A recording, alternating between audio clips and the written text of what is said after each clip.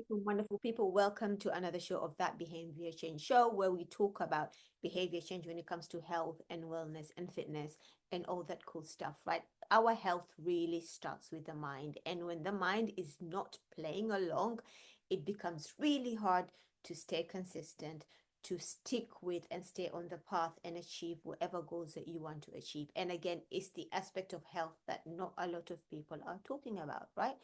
Um, so I know I've been AWOL. I've been working hard in the background, working on amazing things that we're doing in the team with Vishasi athletes come Ramadan. I can share a few details about that towards the end of this show.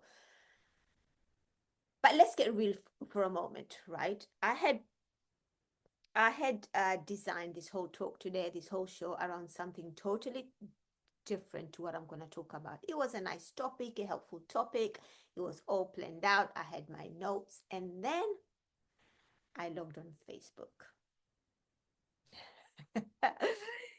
And this post, I see this post starting to pop up, especially because Ramadan is around the corner, and you start to see these messages that become really unhealthy, right? These messages around food and around weight loss, and they promise these results that they don't really give, not long term anyway.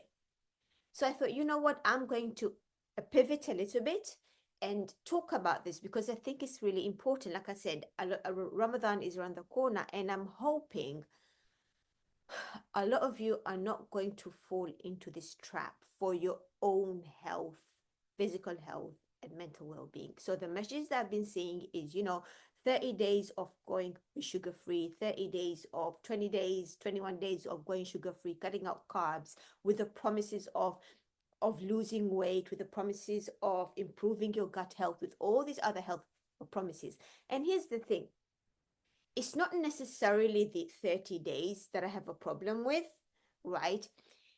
It's the unrealistic expectation that it sets people up with, and the misinformation, right? And here's the thing, people who join these programs, example, you join a 21-day program, a 30-day program where you go sugar-free, you cut out carbohydrates, right? Yeah, chances are you're going to lose weight because if you're going sugar-free, chances are you're not consuming a lot of those ultra-processed things that you'd normally eat. Those things have a lot of calories. They're calorie dense. So when you cut them out because you're going sugar free, of course you're going to lose weight. Number two, you're going to feel better. Absolutely. You're not eating a lot of junk food. You're not eating a lot of ultra processed foods. Now you're probably eating a lot more vegetables, a lot more protein, and all these are amazing for you. Your energy is high. You're sleeping well, right? Of course, you're going to feel good. So I'm not saying these programs don't help with how you feel, but this is often short term, right? Often short term because people don't really think about, okay, I'm doing this for 30 days. What happens after the 30 days?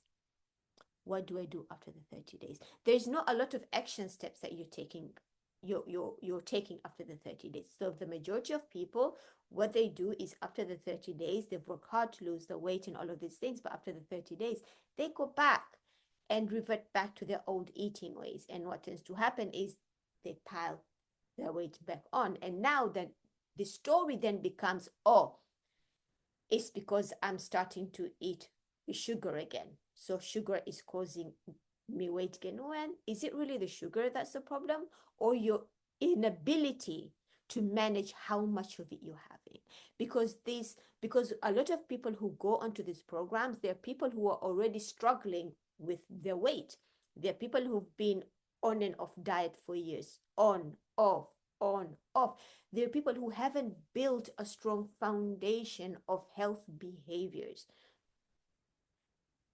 right? So they go into this program, right, with an already unhealthy relationship with food because of the social media messaging out there. This program then can continue to to make this relationship with food even worse because I'm cutting out sugar because sugar is toxic. I'm cutting out carbohydrates because carbohydrates is making me gain weight, and all of these stories, right? And because they are cutting this thing out, they are seeing the weight drop. They start to believe in these stories, because when they stop these programs, the weight is coming back on. Yeah, it's coming back on, but it's coming back on not because of the sugar, not because of the carbohydrates, but because of how much of these things you're consuming.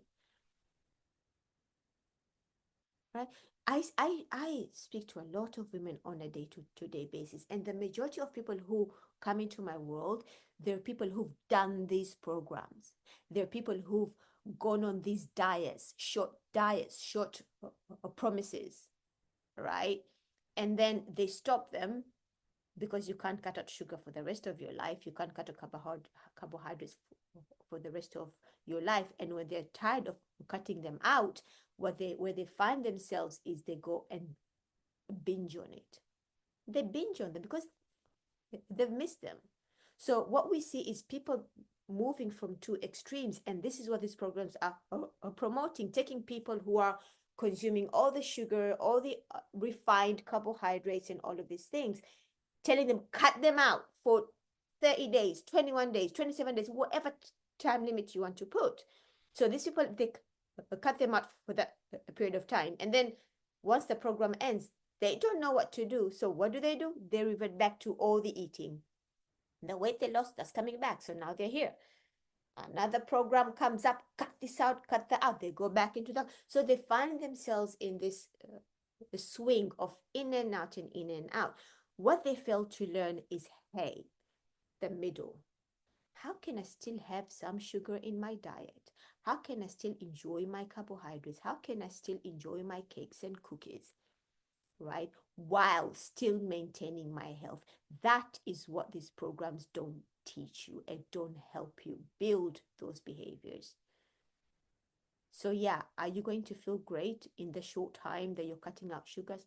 You are, because you're cutting out a lot of ultra processed stuff, like I said.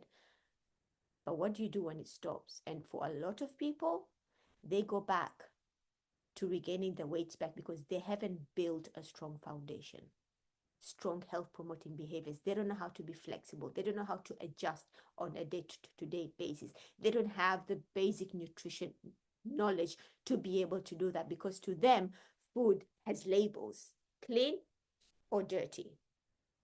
Do you know what I mean? Healthy or unhealthy. There is no conversation around the context, around the dosage, right? Around the population. None of this is either you cut them all out or they go all in. And I don't have a problem with people losing a lot of weight for a short period of time. Like I mentioned earlier in this conversation, where we're working something on Ramadan for the athletes who've built this strong foundation of relationship with food. They know what they're doing. We're gonna go on an aggressive diet in Ramadan for 2 weeks. We're literally gonna go so low on calories and stuff like that. We experiment because we do have studies that show that short-term aggressive dieting can help people lose weight quickly and maintain muscle mass if done correctly. But this isn't for everybody. It's not for people who have a poor relationship with food. It's not for people who have disordered eating tendencies, right? It's not for people who don't know how to be flexible. I don't have a problem with fast weight loss. The problem that I have is people who engage in fast weight loss. They don't know what to do when after the weight loss happens, after the diet happens, because they don't have an understanding. They haven't built a strong foundation. That is what my problem is. And when you don't have a strong foundation, the more you buy into these programs that make you these promises of short-term weight loss, the worse your relationship with food becomes. The more you label food, right? The more restrictive you become, and the harder it becomes to maintain that loss, because these strategies are not sustainable. They can only be done a short time. So what do you do after that short time? When you don't have these behaviors built in place, you're gonna gain weight. They're gonna gain the weight back. So my advice is be smart, right? Understand nutrition. First of all, build a healthy relationship with food. When I work with people, there's two stages of my working with them. The first stage is let's forget everything you think you know about nutrition, because I promise you,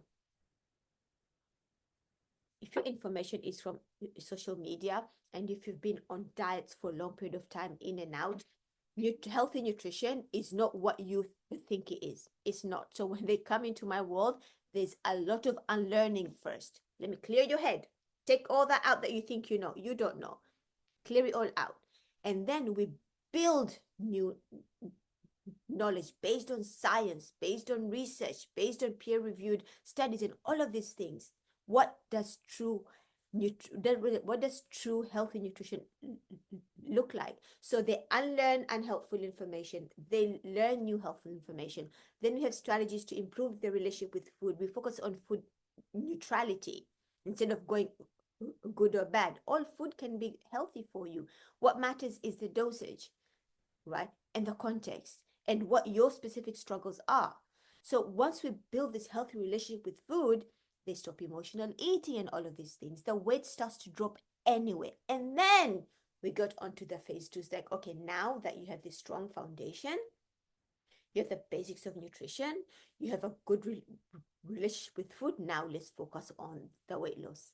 Now on the weight loss, that's when you speed up even more. I have had athletes lose 15 pounds in 6 weeks without even focusing on weight loss, just by improving the relationship with food. We use food in an unhealthy way. A lot of people do. They eat for comfort, because they're stressed, because they don't understand the basis of nutrition, because they try to restrict too much. And the more you restrict, the more of the food you're going to eat. So we work on these things, and when we work on these things and the dependence on food reduces, they start to shift the weight anyway. And then we go on to the dieting phase, where they continue to shed even more weight. And the beauty of it is, even when the dieting phase stops, they keep that weight off. Why? Because they already built health promoting behaviors from the first stage of the journey. So if you're someone who doesn't understand nutrition, who doesn't have healthy behaviors in place nutritionally, exercise, you have no business jumping on a 30-day sugar-free diet. It is not going to help you. It may help you short term, but the long-term effects are huge, because it can really mess up your relationship with food. The foods that you've loved, the foods that you've loved growing up, foods that your parents made you, your mom made you, your grandma made you, you stop enjoying them because you feel guilty every time you consume that food, because some nutrition guru on social media told you it's toxic. Don't do that to yourself. So be very careful around the information that you're going to see on social media now that Ramadan is coming close, around cutting this out, cutting that out for the sake of reducing inflammation, for the sake of improving your gut microbiome, for weight loss and all of these things, right? Because whatever results you're going to get is just going to be physically temporary, because you're not going to be able to sustain it, because you don't know what to do after the diet stops. And psychologically, it can make your relationship with food even worse, making losing weight even harder. The people that you see on and off diets are often, like I said, the people who are struggling with their weight already. Why do you think it hasn't worked? Because they're starting off from the wrong place. Because they're starting from step 2 while totally ignoring the first step of the journey, and that is building first a strong foundation with food. What they use food for, what meaning are they attaching to food, what kind of relationship do they have? Okay, my lovelies, that's it from me today, inshallah. Hopefully, in the next episode, I will talk about the topic that I had intended to speak about. But until next time, I'll talk to you soon. Assalamu alaikum.